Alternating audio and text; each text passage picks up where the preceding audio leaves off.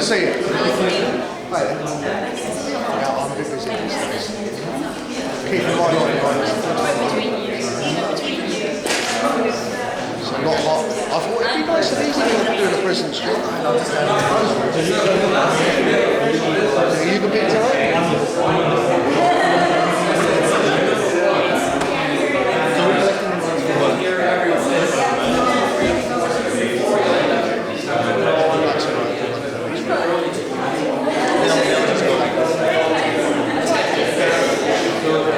We'll make it happen. What's your role in the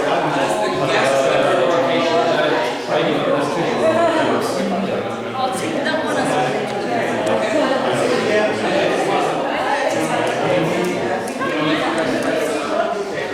Which is really interesting because they have many but they don't have an official just members. The top ones sometimes they mentor people. You do more than an officer.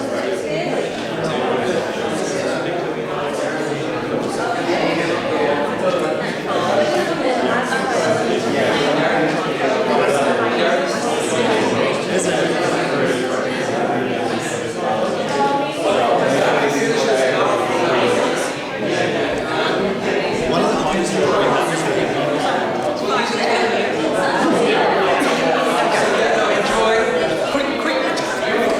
I was doing she wants to do an evaluation work opinions and also that. I was thinking, I do a workshop. I used to do models. I still show them to my couple too. And they're like, oh, what's your name? I just love this. Yeah. But I think we're very much. Good to know. And David, you need that. There you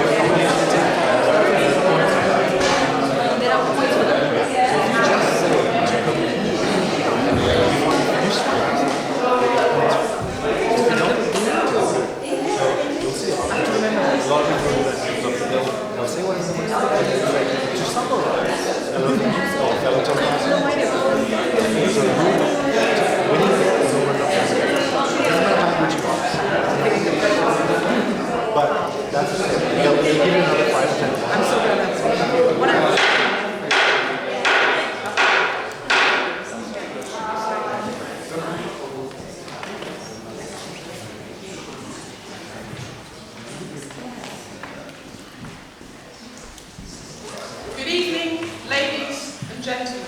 Good evening! Welcome to our Area 29 contest. Welcome to fellow Trojans, to Toastmasters, and also to most distinguished guests. And my name is Paula Lewis, and I'm your Sergeant at Arms for this evening, and I'm going to be sharing that position with my colleague, Russell Searle. And we're around to help you if you've got any queries during the course of the evening. But hopefully you can sit back and relax and enjoy what we feel is going to be a fantastic night of speeches and enlightenment and learning. Just a few general housekeeping points before we get started.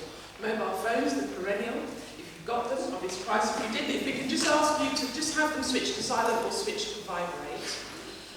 And also to let people know that normally at Toastmasters, normally in our club and other clubs as well, we record the event just to sort of reflect on later. If there is anyone here who has any objections, is concerned, then please either have a chat with Russell or myself, and then we can ensure that you're edited out. But we just wanted to make sure that you were we're not expecting any fire drills tonight. In the event the alarm does go, then you can see the running person at the back there, and then we go straight out into the not literally into the road, but outside. But anyway, enjoy, have fun, sit back and relax. So I'd like to hand over to Adam, who is our area director, and will be welcoming the event this evening. So,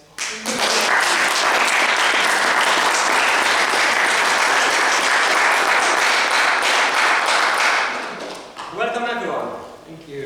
I am very pleased to have you all here tonight and many smiling faces. I warmly welcome our special guests and members of GS Cake from Bradford.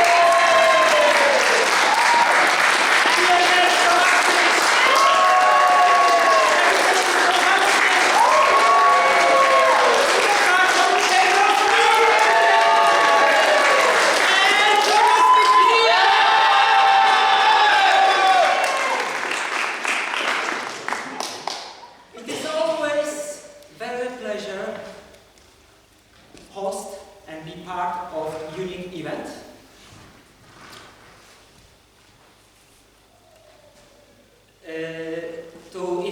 But this year, unfortunately, I'm not participating contest. Luckily, would have been known winner at the beginning. So, good luck everyone. Let 2019 humorous and table topics contest begin. But first, please, big round of applause for our contest chair, Glenn Savage.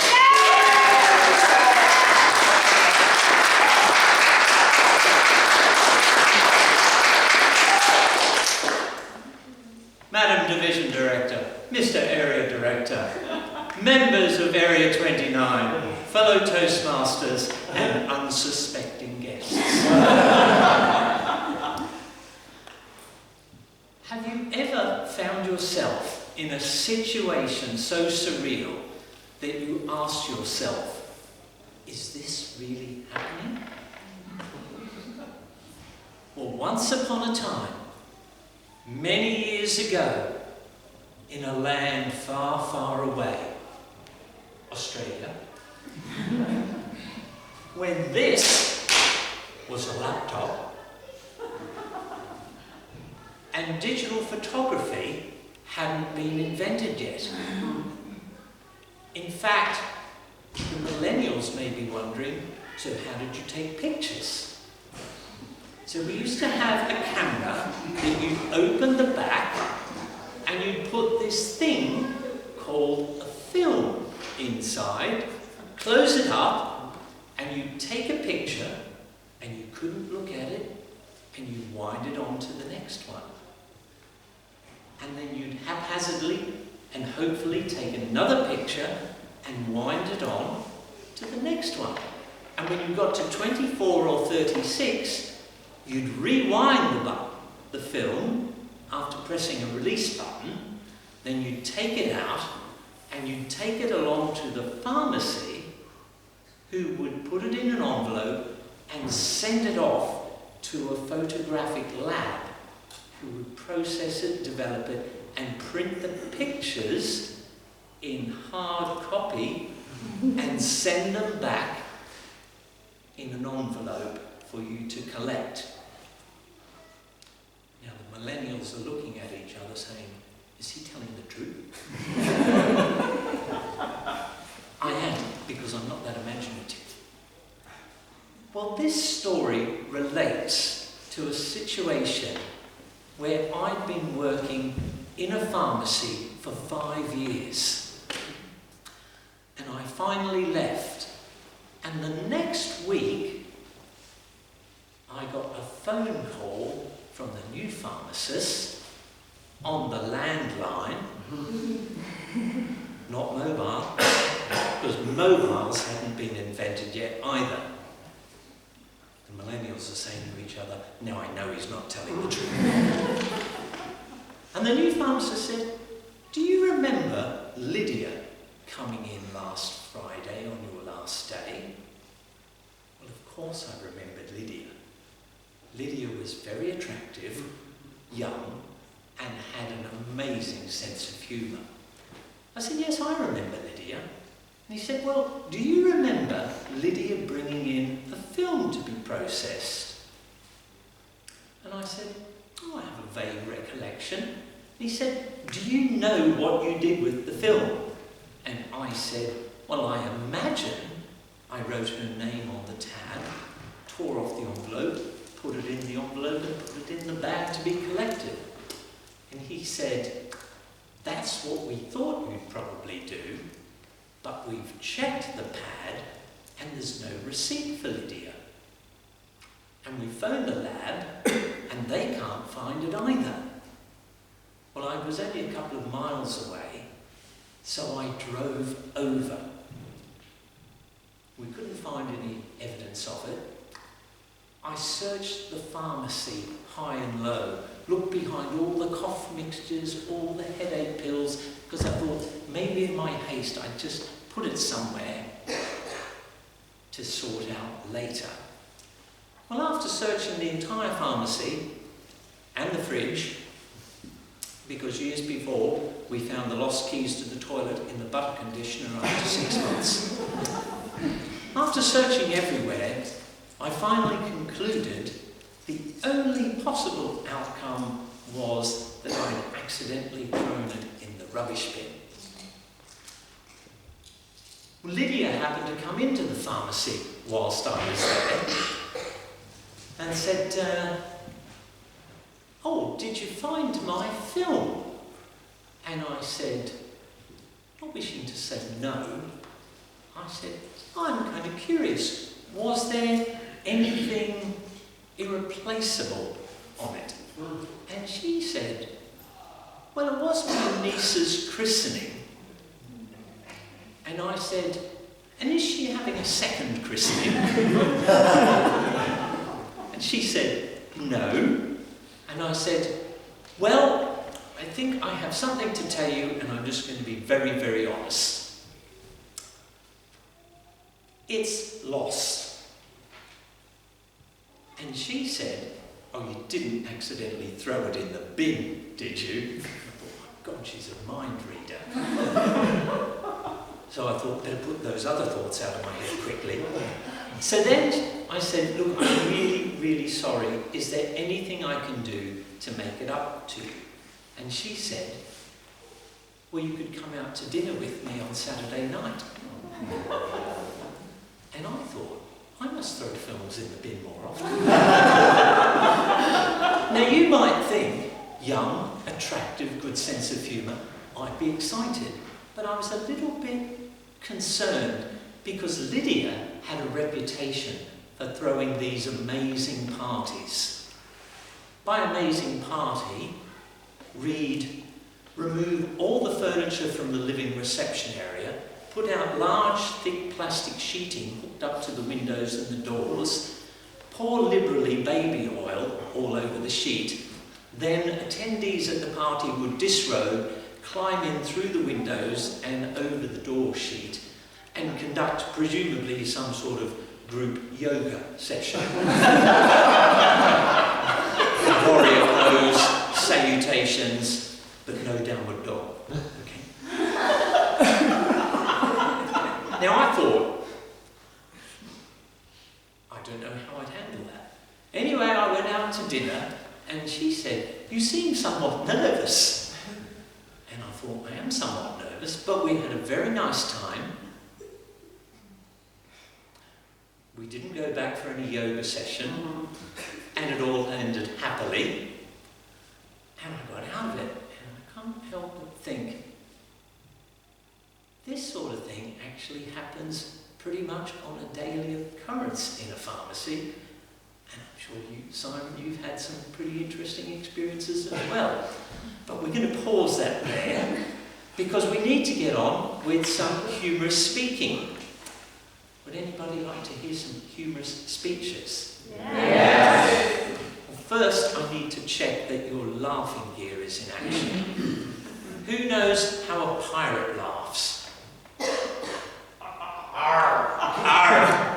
Pirates laugh like that. Arr, arr, arr, arr, arr. So I thought if we had this section of the audience do a pirate laugh.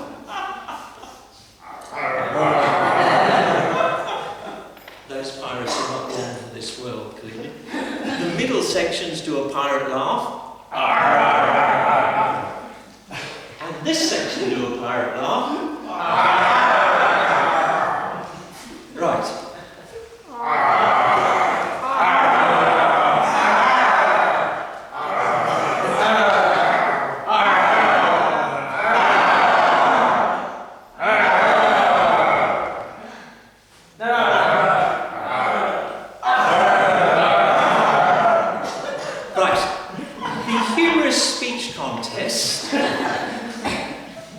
For the benefit of new Toastmasters and guests, is a speech. It's not just stand-up. So let me share some of the rules and how it will run. It is a 5 to 7 minute speech, an original speech largely of their own devising. How it will run is to help them with the timing. The timers at the back will show a green light at 5 minutes, which will stay on till 6 minutes, when an amber light will come on, which will stay on until the 7-minute mark, when a red light will come on. The red light will remain on until the speaker has finished speaking, and there will be no further indication of time. Sadly, a speaker will be disqualified if they speak for less than 4.5 minutes or longer than 7.5 minutes. The speaking area that they have is right across the front of the room up to the end of the first row of chairs. Whilst these speeches will be recorded, can I ask audience members no photography during a speech whilst it's happening, please?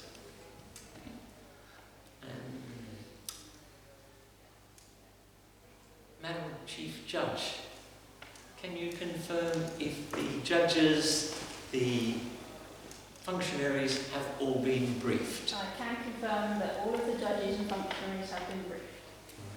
Thank you. For the benefit of the judges and the audience, the speaking order will be first speaker Sumit Singh. Sumit Singh. The second speaker, Ben Griffiths. Ben Griffiths. And the third speaker, just kidding, there's no third speaker.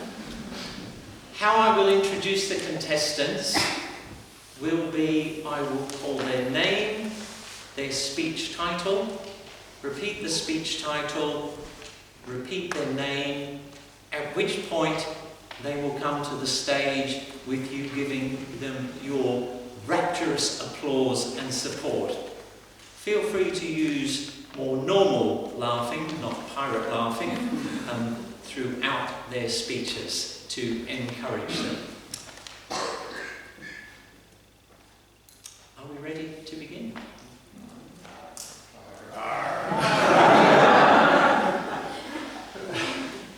Anything could happen. Our first speaker is Sumit Singh, with a speech entitled, "That's How My Love Affair Started." With a speech entitled, "That's How My Love Affair Started," please welcome Sumit Singh.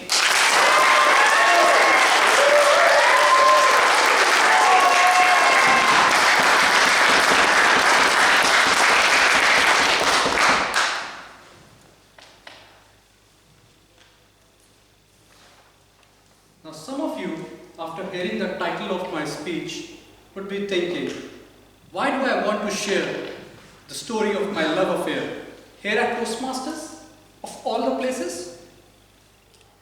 Isn't it supposed to be a very personal matter? It is indeed. I've thought long and hard about it.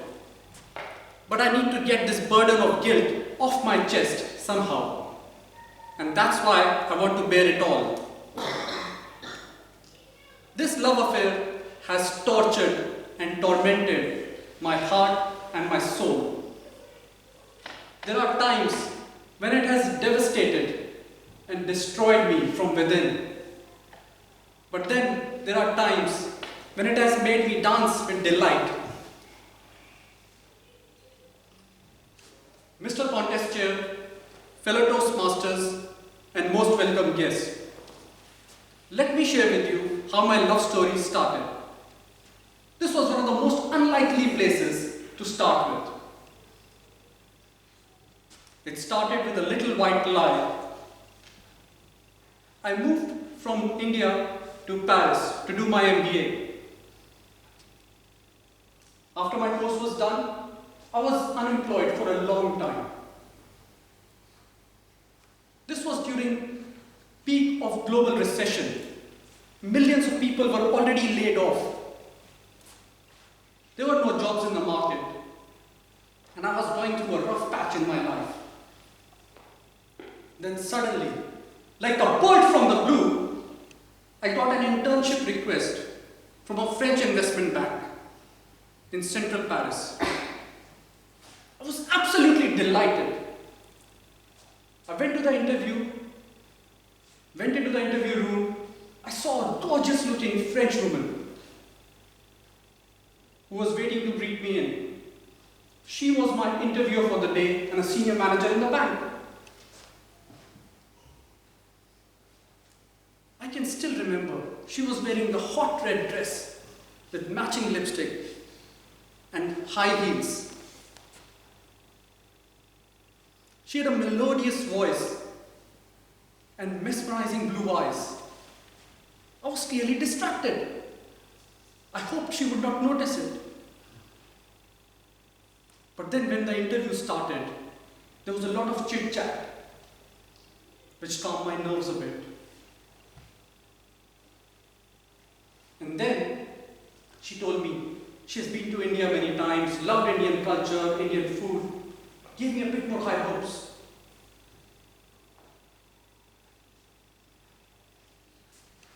Then she tested my financial knowledge.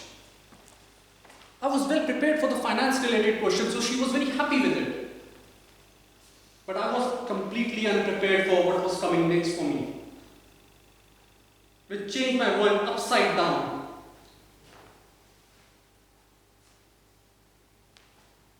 She said, "Sumit, I really like you. I like your finance knowledge, but there is something else I want from you." What she asked next haunted me for years to come. She said in a hushed voice, "Do you have modeling skills in Excel spreadsheets?" I was clearly befuddled. Excel spreadsheets is something that I used to hate. They were dreadful, pesky, horrible things which I used to run away from. But sensing I don't have to prove my skills then and there. And that was a do or die moment for me. I said, "You know what? Actually, I'm an expert in spreadsheets." Now that meeting lasted about 1.5 hours, and by the end of it, due to my superior exploits in spreadsheet skills, I was offered the internship. Now I had just 1 month between that day and my date of joining. I went over the internet, learned everything that I could learn in that 1 month of spreadsheets, like my life depended on it.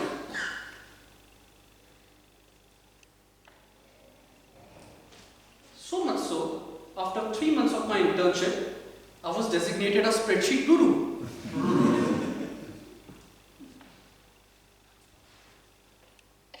From that day on, my love for spreadsheet had started.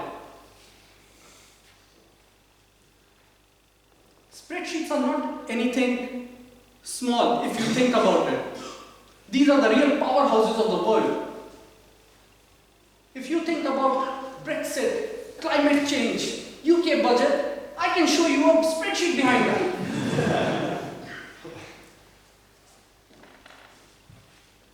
Spreadsheets are not just my bread and butter anymore.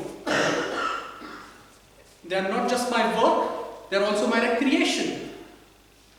Not just my bread and butter, but also my naan and chicken tikka masala.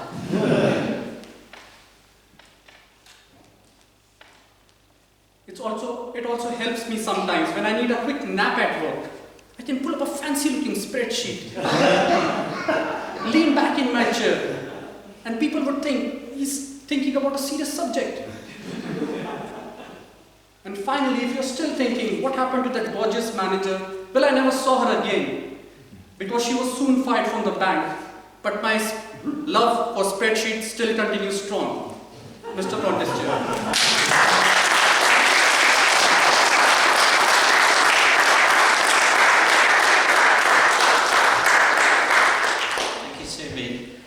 Ladies and gentlemen, could I ask for a minute's silence, please, so the judges can make notes on their ballot sheet? Time, could I have 1 minute on the clock, please?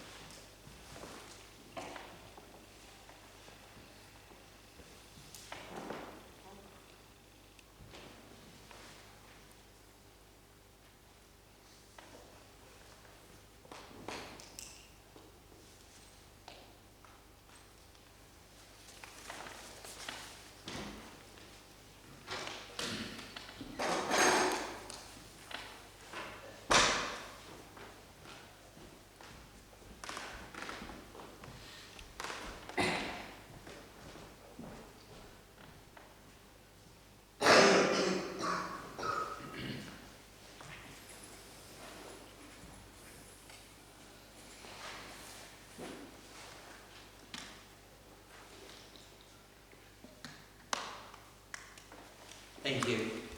Our second speaker is Ben Griffiths with a speech entitled Beating Hanger. With a speech entitled Beating Hanger, please welcome Ben Griffiths.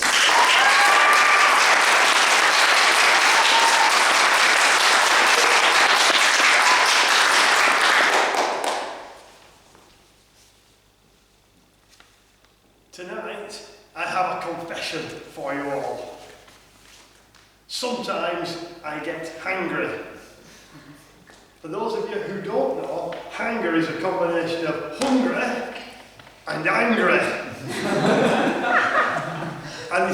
and is defined as becoming irritable when hungry. Now, I'm beaten. Who here, hands up, who here suffers from hanger occasionally? Well, then this is your lucky day. Mr. Contest Chair, fellow Toastmasters and most welcome guests, I've beaten my hanger issues, and so could all of you, with my 3-point plan. First point on the 3-point plan: avoid fussy eaters. My dad is a fussy eater. For a start, he distrusts most forms of vegetable. My mum spent 30 years of marriage sneaking vegetables into his meals. And my dad spent 30 years of marriage avoiding them. It's like an arms race. I still remember the time my granddad visited with carrot cake. My dad loved it and had 2 whole slices before he realised what it was. I've never seen a man look so disgusted in my life. Now, my dad's a nightmare to eat with at any time, but particularly lunchtimes, because, as we all know, lunchtimes, the staple food is the sandwich. And my dad has strong opinions about sandwiches. Picture this scene. My parents are visiting, we're at a cafe because it's lunchtime, we're eating. My dad's just glaring at his sandwich, furiously plucking off bits of lettuce. Eventually, he'll suddenly shout, "What's wrong with a normal chicken sandwich? Why do they have to put all this rubbish in? What's this white gunk?" "That's mayonnaise, Dad." My dad looked horrified, as if mayonnaise was some sort of new Class A drug. So I would encourage you all to avoid fussy eaters as much as you possibly can. But I know that that's not always possible, which brings me on to step 2. Plan ahead. A few years ago, I was in the West End with some friends. It was late at night, and we were desperately trying to find somewhere that was still serving food. We found a Chinese restaurant that was open, and we're about to go in, when my friend Catherine says, "We can't go in here. It's only got a 2-star food hygiene rating." Fellow Toastmasters, until that day, I wasn't even aware that restaurants had hygiene ratings. Seems to take all the fun out of eating out. One of the joys, surely, of restaurants is you don't know what the food's going to be like. Could be delicious, could give you food poisoning. No way of knowing. A hygiene rating seems to take all the danger out of restaurants. Anyway, we did eventually find somewhere that was still serving food, but it took an hour before we did. By that time, I was a sulky, hungry mess. That could have all been avoided if we planned where we were eating in advance. The third point of my 3-point plan is to always carry food with you. And I mean always. Even to weddings. I don't get invited to many weddings.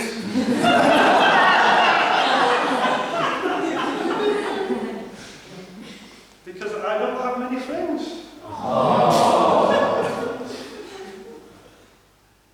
But I did get invited to one last year. The groom assured me that by the time I got to the reception, the food would be ready to go. But by the time I got there, there was a problem with the catering.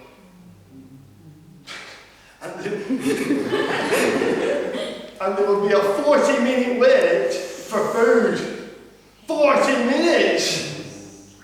Now, have we got anyone in the audience tonight who's a medical professional? I'm not a medical professional, but I'm pretty sure that if you go for more than 3 hours without food, parts of your body start shutting down.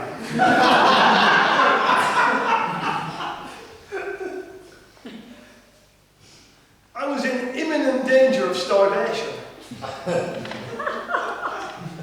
So I had no choice but to sneak out of that wedding, go to the nearest Tesco Express and buy 3 packets of emergency sausage rolls.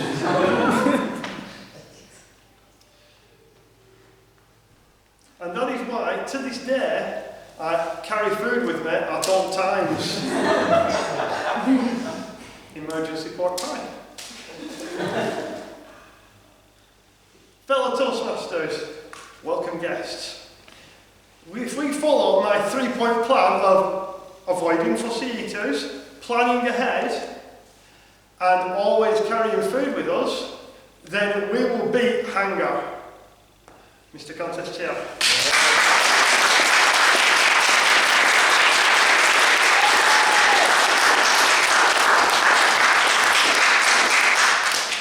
Thank you, Ben. Ladies and gentlemen, as Ben is the final speaker, could I now ask the audience for silence until all the judges have completed their ballots, the counters have collected them, and the chief judge has left the room. Thank you.